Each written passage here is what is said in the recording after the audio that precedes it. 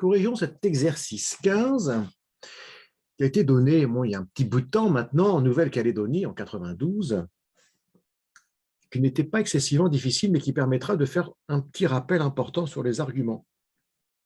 Alors tout d'abord, il fallait déterminer, représenter dans le plan l'ensemble des points M d'affixe Z, vérifiant Z moins I Z bar égale 0.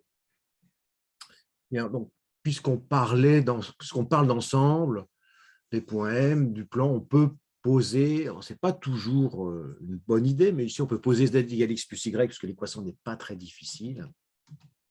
Donc en posant Z égale X plus Y, XY dans R carré, Z moins I Z bar égale 0 va devenir X plus Y moins I facteur de X moins Y égale à 0.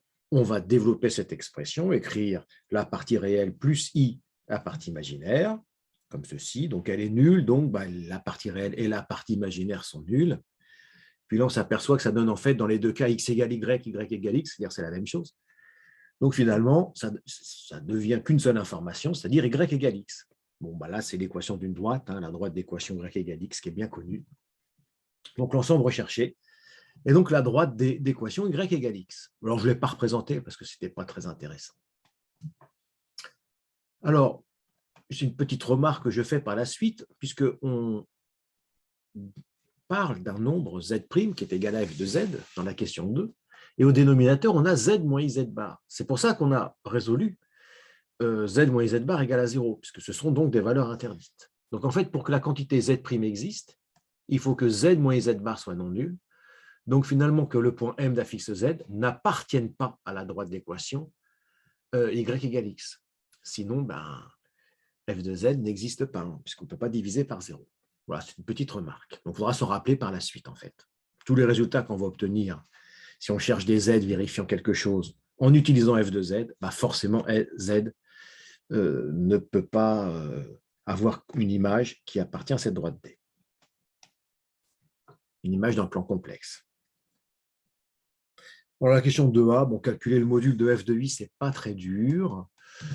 Donc, on remplace f de I, on remplace Z par I. Donc, ça fait I plus I bar moins I sur I moins I bar. Alors, I bar, le conjugué de I, c'est moins I. Donc, ici, on a I fois le conjugué de I, donc moins I fois moins I, donc plus I carré. C'est pour ça qu'au dénominateur, on a I moins 1, qu'on va écrire moins 1 plus I, parce que c'est toujours plus... C'est moins dangereux d'écrire d'abord partie réelle et partie imaginaire. Alors, I moins I, ça va se simplifier. Donc, il va rester moins I au numérateur. Donc, on va multiplier en haut et en bas par la quantité conjuguée. Numérateur et dénominateur par moins 1 moins I. On obtient 2 au dénominateur. Et puis, alors, je vous incite, là, on a tous ces signes moins, vous les changez. Vous mettez plus, plus, plus. C'est quand même plus agréable pour développer. Donc, ça nous fait I plus I carré, c'est-à-dire moins 1 plus I. Alors, un argument de f de I. On va calculer le module et puis mettre le module en facteur, puis obtenir la forme trigonométrique de notre nombre f de I. Alors, le calcul du module de f de I, ce n'est pas très, très difficile, c'est classique. Vous le faites, on trouve racine de 2 sur 2. Donc, on va mettre racine de 2 sur 2 en facteur. Et ça nous donne donc, pour f de I, racine de 2 sur 2, facteur de moins racine de 2 sur 2, plus I racine de 2 sur 2. Là, il faut reconnaître le cosinus et le sinus d'un angle remarquable. Il s'agit ici, bien sûr, de 3π sur 4. Et nous concluons ainsi. Donc, un argument de f de I, c'est 3π sur 4. Il fallait en déduire un argument. Il fallait en déduire que f de I puissance 8 est un réel positif. Et donc, comme on vient de faire l'argument, c'est ce que j'allais dire à l'instant, il faut en déduire l'argument de f de I puissance 8. Puisque d'après le cours, argument de Z puissance n, pour tout Z dans C étoile et pour tout n dans n, argument de Z puissance n, c'est n arc de Z. Donc, argument de f de I puissance 8, c'est 8 fois argument de f de I, qui vaut 3π sur 4. 8 fois 3π sur 4, eh bien, ça nous donne 8 fois 3, 24. 24 sur 4, ça nous fait 6π. 6π, c'est pareil que 0 à 2π près.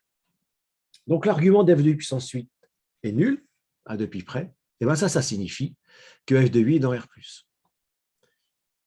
Alors, on peut peut-être faire un petit point là-dessus parce que c'est pas toujours, on ne se rappelle pas toujours. Bon, je fais un petit rappel là-dessus, c'est important. Si vous avez un poème d'affixe Z, non nul, bien sûr, hein, sinon il n'y a pas d'argument. Et bon, alors on prend les notations habituelles, hein, le R, le module de Z, c'est-à-dire la longueur OM, c'est l'interprétation géométrique, et θ, un argument de Z à 2 pi près. Donc on a cette petite représentation graphique bien connue. Hein. θ, c'est l'angle entre U et OM. Ça, il faut bien s'en rappeler. Angle orienté. On se place ici dans le repère OUV, hein, bien sûr, repère orthonormé du plan complexe. Alors on va rappeler, on va donner 6 propriétés qu'on va découper en 2. Propriété 1, si Z il est dans R plus étoile, alors qu'est-ce qui se passe? Si Z il est dans R plus étoile, le point M, où est-il le point M? Il est sur cette partie du plan. Il est sur l'axe des abscisses, appelé aussi l'axe des réels, et puis il est à droite de 0.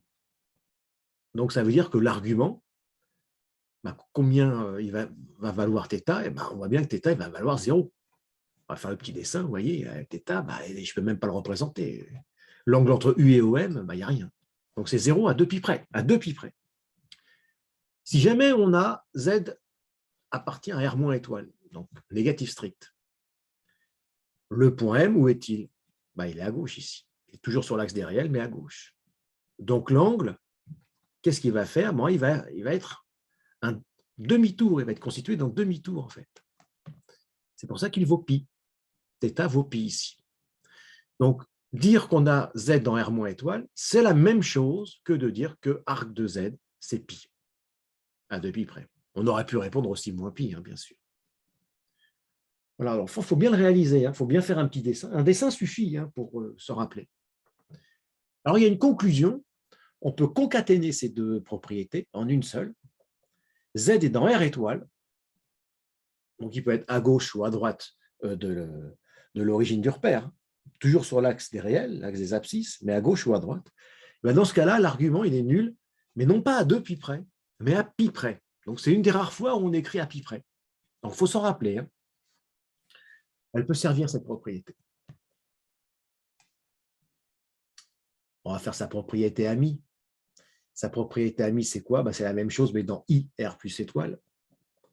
Donc on va être en fait sur cette partie de l'axe des imaginaires purs. Voilà. L'angle, que va-t-il être? Bien évidemment, pi sur 2.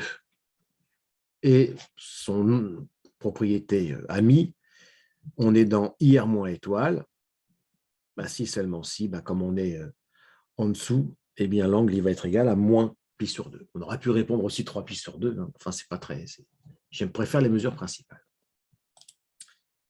Et symétriquement, une propriété qui concatène ces deux-là, on est dans IR étoile, si seulement si, l'arc de Z, c'est pi sur 2, mais cette fois-ci à pi près.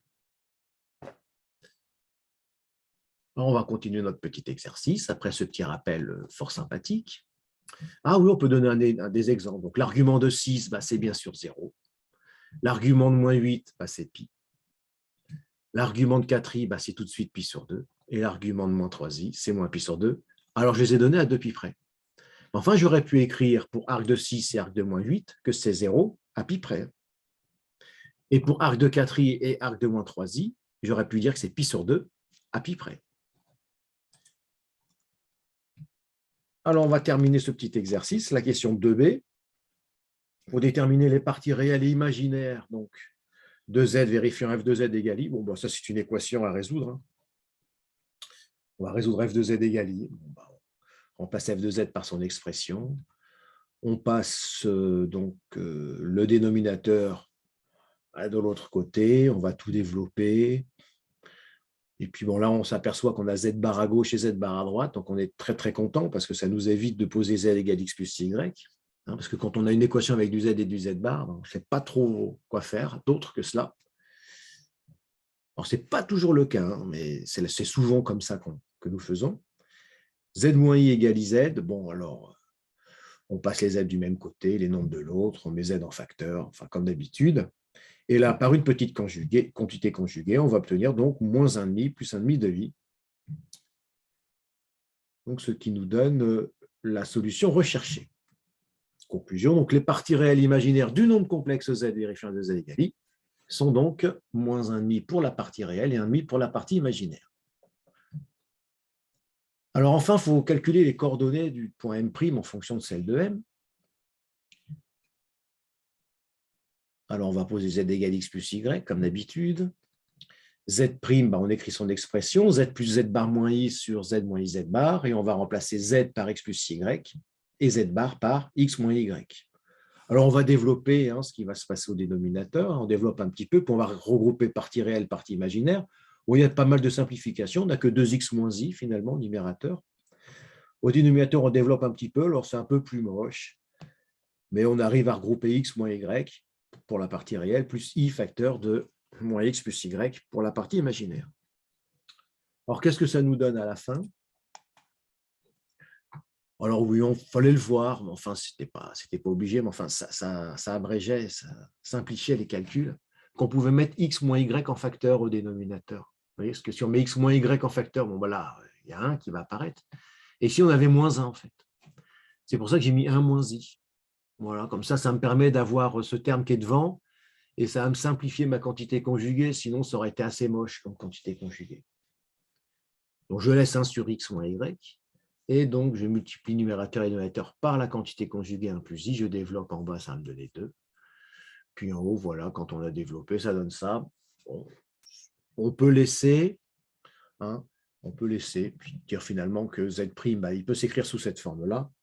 Et donc, sa partie réelle, c'est 2x plus 1 sur 2 facteurs de x moins y. Et sa partie imaginaire, 2x moins 1, cette fois-ci, sur 2 facteurs d'x moins y. Donc, on a les coordonnées de M' en fonction de ceux de M. Déterminer représenté dans le plan, alors on ne va pas le représenter parce que ce n'était pas très difficile, l'ensemble des points M, tels que Z' sont un imaginaire pur. Bon, voilà, c'est un imaginaire pur, alors que peut-on dire? Plein de choses. On peut dire que si on attaque du point de vue des arguments, que l'argument de Z', c'est 0 à pi, c'est pi sur 2, pardon, à 2 pi près. Bon, je reformule, c'est pi sur 2 à pi près, je vais y arriver, ou que Z' est nul. Parce que si je parle d'argument de Z', forcément, il est non nul. Z'. Et il faut considérer le cas Z' nul, puisque quand on écrit ça, il est possible que Z' soit nul. Donc ça, c'est le point de vue des arguments. Alors pourquoi je n'ai pas l'utilisé? Parce que jusqu'ici, on ne l'a pas tellement fait. On a plutôt privilégié la forme algébrique ici, donc je vais plutôt dire qu'il est imaginaire pur si la partie réelle est nulle. Que j'ai la partie réelle, puisque c'est ceci. Bon, ça nous donne finalement que x vaut moins 1,5. Alors bien sûr, y il doit être toujours différent de x dans tout l'exercice. Sinon, on n'aurait pas pu diviser par x moins y. Donc à la fin, qu'est-ce que c'est cet ensemble?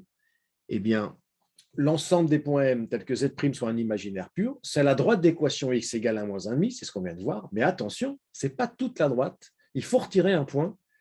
Il faut retirer le point pour lequel x moins y est nul, c'est-à-dire le point où l'abscisse et l'ordonnée ont la même valeur, c'est-à-dire le point de coordonnée moins 1,5 ici dans cet exercice, ou le point d'affixe moins 1,5 de i, si on veut rester avec des nombres complexes, avec des affixes.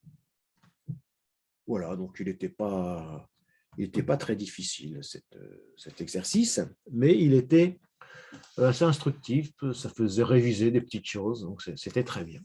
Voilà, j'espère que vous avez eu bon week-end.